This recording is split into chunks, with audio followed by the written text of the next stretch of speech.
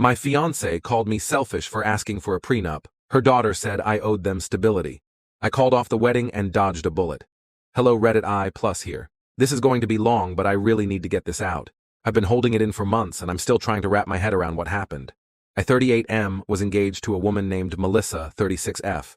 We had been together for a little over 2 years, and she had a 15-year-old daughter, Harper, from a previous relationship. When I met Melissa, I really thought I'd found someone who got me. I'd had a rough go with relationships in my 20s and early 30s, but with her, everything felt grounded, easy. I fell for her pretty quickly, and I also grew to care about Harper. I never wanted kids of my own, but I took to her better than I expected. By the time we got engaged, Harper had even started calling me Dad at home, which caught me off guard.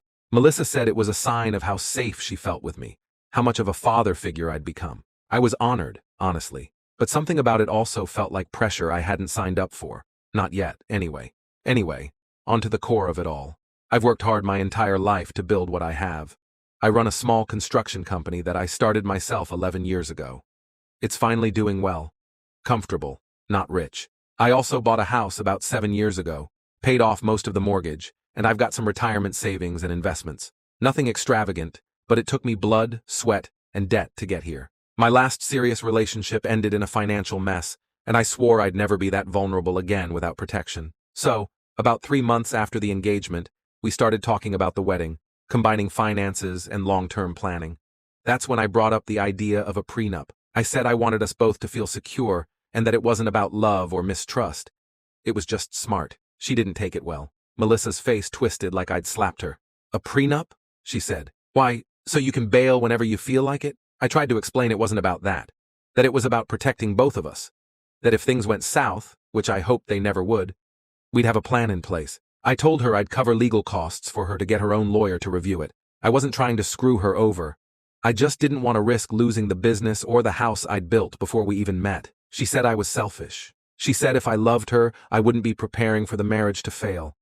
I said, it's the opposite. I love her enough to want to be sure we're both protected and transparent from the start. We went in circles. She eventually left the room crying and didn't talk to me for the rest of the night. The next day, Harper sat me down. Yes, her teenage daughter got involved. She said, word for word, "You're the only stable thing we've ever had. You wanting a prenup makes me feel like you're planning your escape route. If you really loved us, you wouldn't do that." United States. I was stunned. I didn't even know how to respond.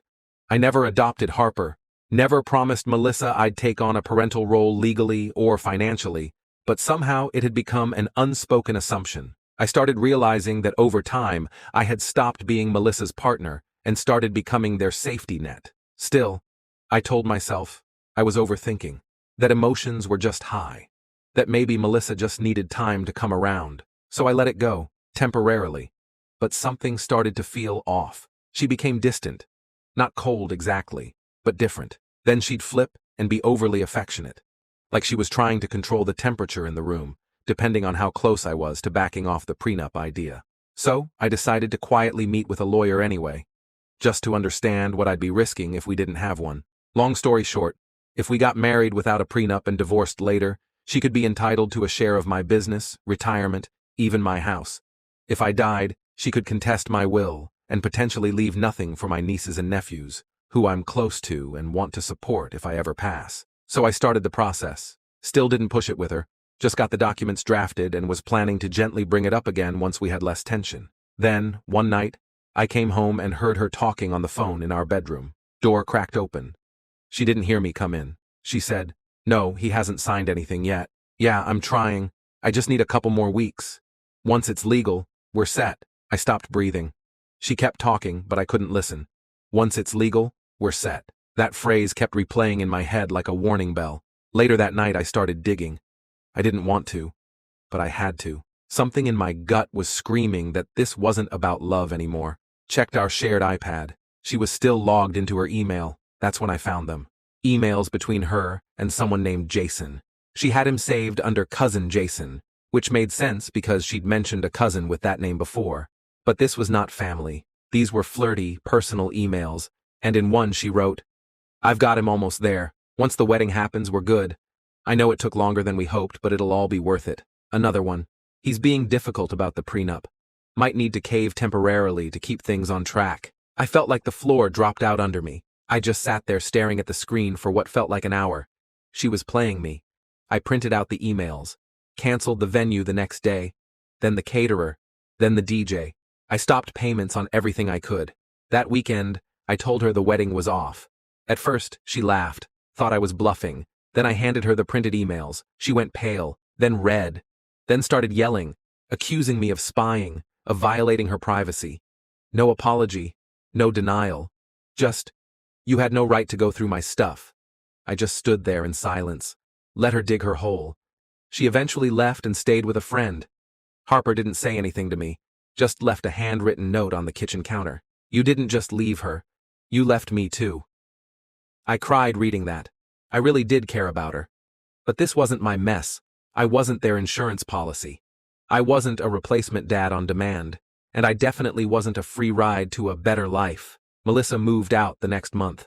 We haven't spoken since, and I honestly hope I never have to see her again. She tried to text me a few weeks later to say I misunderstood everything, but I didn't answer.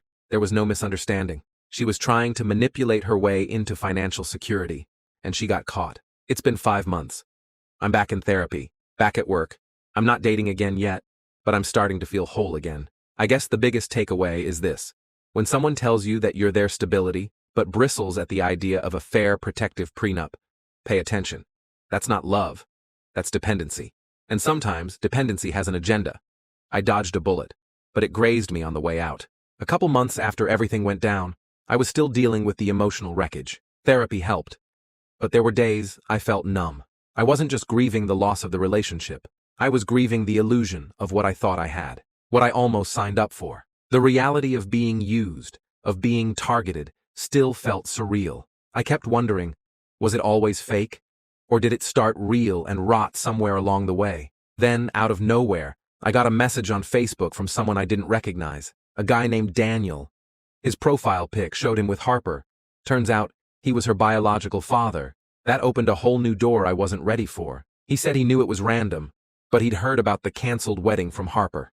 Apparently, she was mad and venting on her socials. He told me he had a few things to get off his chest, and I didn't owe him a response, but he wanted to thank me for looking after his daughter when he couldn't. That threw me. So I messaged back and asked if he had time to talk. We spoke on the phone for over an hour. What he told me confirmed everything I had suspected. And more. He and Melissa had split when Harper was 2. He admitted he hadn't been the best dad, mostly due to addiction issues in his 20s. He'd gone to rehab, cleaned up, and had been trying to get back into Harper's life for the last couple of years, but Melissa actively blocked him at every turn. She didn't want me involved, he said, but not because I was a danger.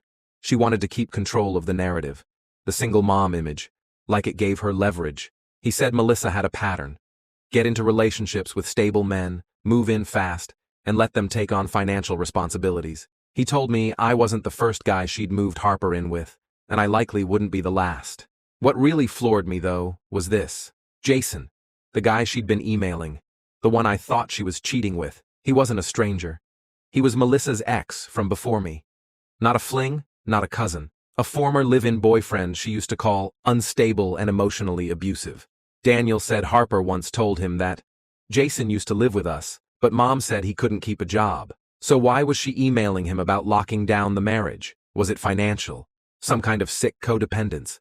Was she stringing Jason along while planning to marry me for the security? Was he in on it? Or was she conning him too? I'll probably never know. But it made one thing painfully clear. This was never about love. It was about comfort, about appearances, about what I could provide. And Harper?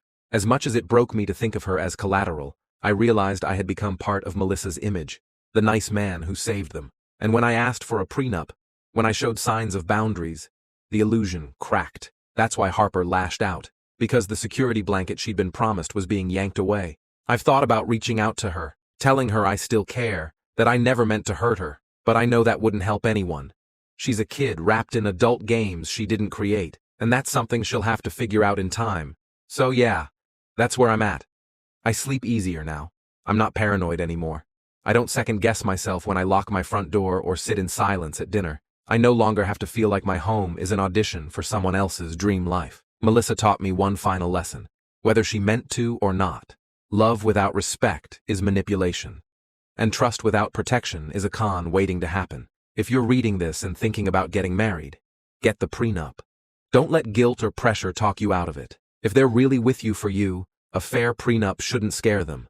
I might have dodged a bullet, but I also walked through the fire and made it out with my soul intact.